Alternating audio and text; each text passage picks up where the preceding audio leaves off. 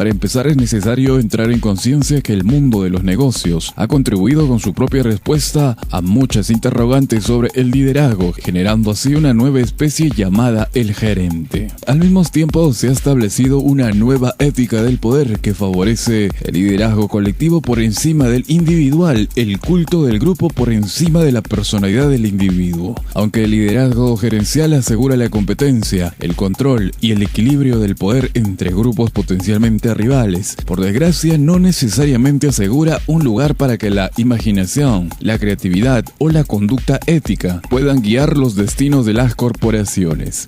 El liderazgo requiere inevitablemente del uso de poder para influir en el pensamiento y la conducta de otras personas. El poder en manos de un individuo conlleva riesgos humanos. En primer lugar, el de equiparar poder con la capacidad de lograr resultados inmediatos. En segundo lugar, podemos ver el riesgo de ignorar las diversas maneras mediante las cuales las personas pueden ganar legítimamente poder. Y en tercer lugar, tenemos el enfoque del riesgo de perder el control de sí mismo por la sed de este gran poder. Bueno, la necesidad de protegerse frente a estos riesgos explica en parte el desarrollo del liderazgo colectivo y de la ética gerencial. Como consecuencia, un conservadurismo inherente domina la cultura de las grandes organizaciones. Veamos el caso de The Second American Revolution, en donde John Rockefeller III describe el conservadurismo de las organizaciones en estas palabras. Una organización es un sistema, con una lógica propia y con todo el peso de la tradición y la inercia. La balanza se inclina a favor de lo intentado y lo probado y en contra de asumir riesgos y de avanzar en nuevas direcciones. A partir de este conservadurismo e inercia, las organizaciones proveen la sucesión del poder mediante el desarrollo de gerentes, en vez de líderes individuales.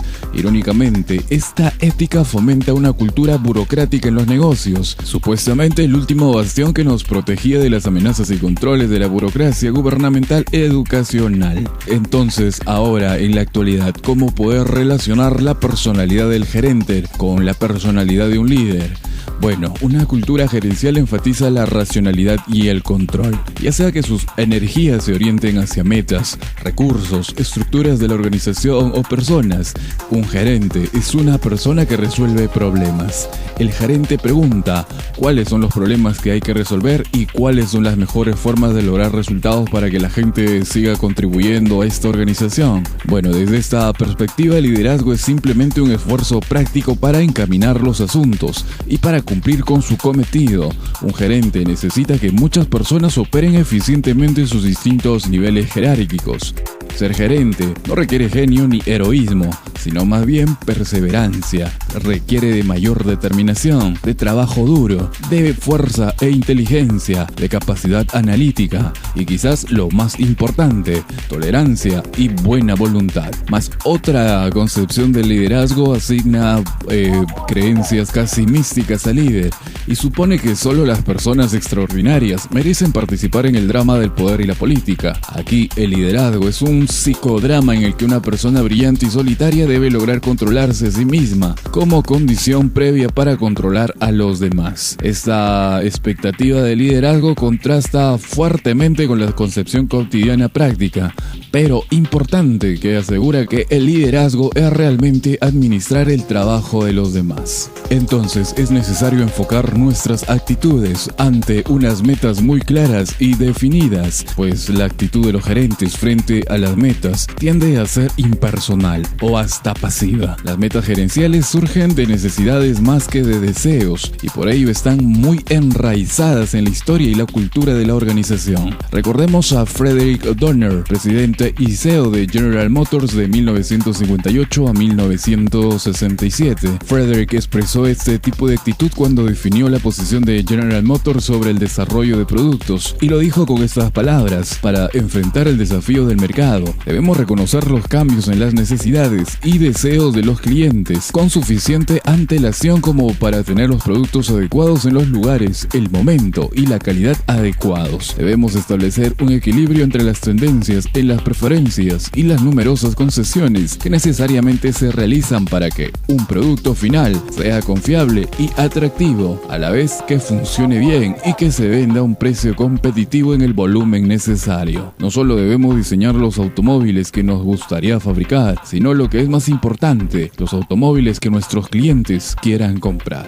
En esta afirmación no existe el concepto de que los gustos y las preferencias de los consumidores surjan, en parte como resultado de lo que hacen los fabricantes. En realidad, mediante el diseño de producto, la publicidad y la promoción, los consumidores aprenden a querer lo que luego dicen necesitar. Otra concepción de liderazgo, sin embargo, asigna creencias casi místicas al líder y supone que solo las empresas extraordinarias merecen participar en el drama del poder y la política.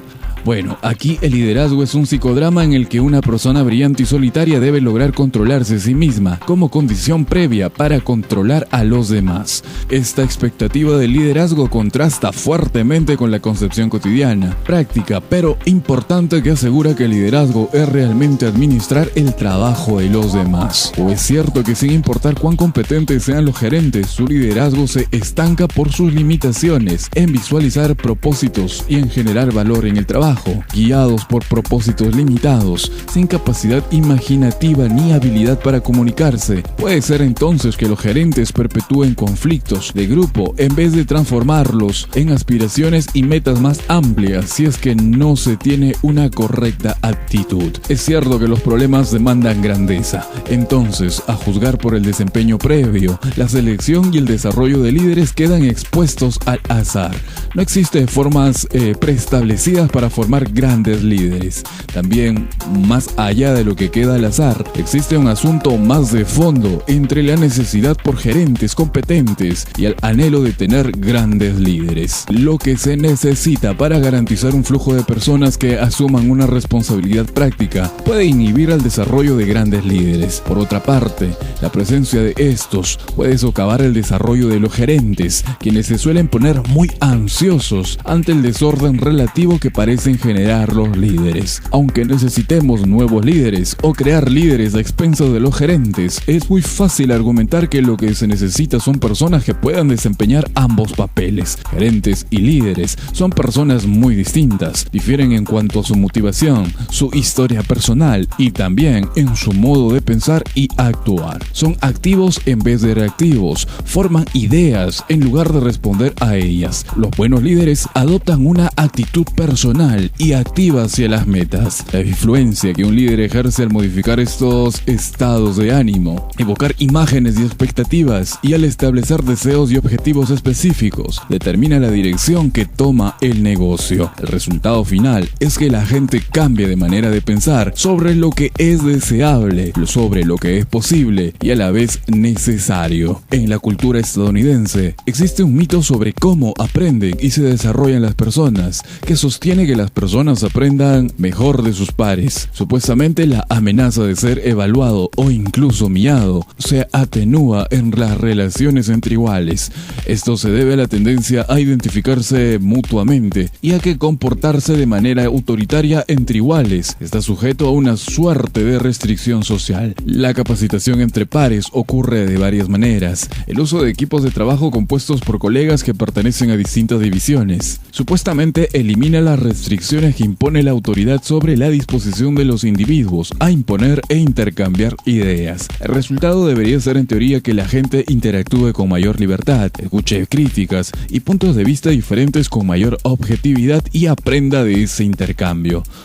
Otro caso de capacitación entre pares se da en grandes corporaciones, como el caso de Philips de Holanda. Ahí la estructura de la organización se basa sobre el principio de la responsabilidad compartida entre dos colegas, uno que representa el área comercial y otro el técnico de la empresa. En lo formal, ambos son responsables por las operaciones dentro de un alcance geográfico o grupos de productos. En la práctica, puede ocurrir que uno u otro domine la gerencia. No obstante, la interacción principal se se da entre dos o más responsables de igual jerarquía. La principal pregunta que planteó sobre estos arreglos es si no perpetúan la orientación gerencial o impiden la formación de lazos uno a uno entre aquellos con mayor experiencia y los potenciales líderes. Consciente de que las relaciones entre pares pueden limitar el empuje y la iniciativa individual, otra empresa mucho más pequeña que Philips también usa la responsabilidad compartida para operar sus unidades, pero con una salvedad. De igual forma se fomenta la competencia y la rivalidad entre colegas y recompensa en última instancia con mayor responsabilidad a quien se destaca. Bueno, estos arreglos híbridos generan consecuencias no deseadas que pueden ser desastrosas. No hay un modo fácil de limitar la rivalidad, por el contrario, impregna todos los niveles y abre paso a la formación de camarillas en un ambiente donde prevalece la intriga. Una importante compañía petrolera ha aceptado de igual forma la importancia de formar líderes mediante la influencia directa que ejercen los ejecutivos más veteranos sobre los más jóvenes. El presidente y CEO selecciona periódicamente a un talentoso graduado universitario al que nombra su ayudante personal y con quien trabajará de cerca durante un año. Al finalizar el año, el joven ejecutivo queda disponible para ser asignado a una de las divisiones operativas, donde se le entregará un cargo con responsabilidad. Este aprendizaje familiariza al joven de manera directa con el uso del poder, con el desempeño y la integridad, antídotos de la enfermedad del poder llamada arrogancia. Trabajar en una relación de uno a uno requiere una gran dosis de tolerancia para el intercambio emocional, dado que existe una diferencia formal y reconocida entre el poder de los participantes. Este intercambio, inevitable en situaciones de proximidad laboral, probablemente explica la reticencia de muchos ejecutivos a involucrarse en este tipo de relaciones. Recuerdo que la revista Fortune publicó un artículo interesante sobre el alejamiento de un ejecutivo clave de la alta dirección de P&G o Procter & Gamble. Hablamos de John Handley y su paso al puesto de CEO en Monsanto. Según este informe, el CEO y presidente de P&G no designó a Handley al consejo, sino que nombró a otro director para ese cargo. El presidente del consejo evidentemente sentía que no podía trabajar bien con Handley, quien admitía ser agresivo, ávido por experimentar y modificar pautas de trabajo y que constantemente desafiaba a su jefe. Obviamente, un CEO tiene el derecho de seleccionar a las personas con las cuales se aviene, pero me pregunto si no sería mejor para las corporaciones que los altos ejecutivos tuvieran una mayor capacidad para tolerar los impulsos y la conducta competitiva de sus subordinados. Entonces, una mayor tolerancia para el intercambio al menos no favorecería al gerente más acostumbrado a trabajar en equipo en detrimento del individuo que podría convertirse en líder. Bueno, no deja de asombrar la frecuencia con la cual los CEOs se sienten amenazados cuando se desafían abiertamente sus ideas, como si se cuestionara su autoridad más que las ideas en sí. Un CEO, por citar un caso, estaba molesto ante la agresividad e incluso la impertinencia de uno de sus talentosos vicepresidentes.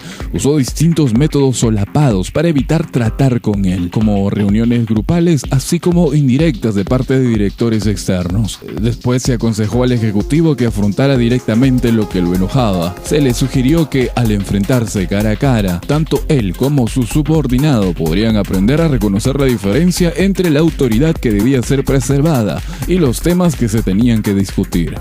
La capacidad de confrontar es también la capacidad para tolerar intercambios agresivos, y esa habilidad no solo tiene el efecto de eliminar la ambigüedad y el uso de señales tan característicos de las culturas gerenciales, sino que alimenta los vínculos emocionales que los líderes necesitan hoy en día para poder sobrevivir.